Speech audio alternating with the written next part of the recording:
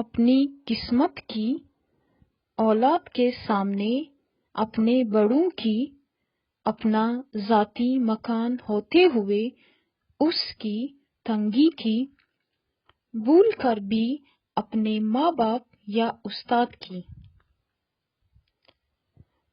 غیر کے سامنے اپنے دوستوں کی، رخصت کرنے کے بعد اپنے مہمان کی۔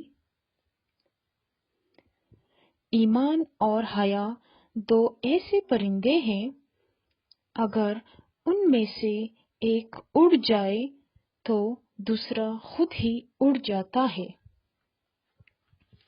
انسان واحد ایسی مخلوق ہے جس کا زہر الفاظ میں ہوتا ہے۔ کبھی بھی کامیابی کو دماغ میں اور ناکامی کو دل میں جگہ نہ دینا،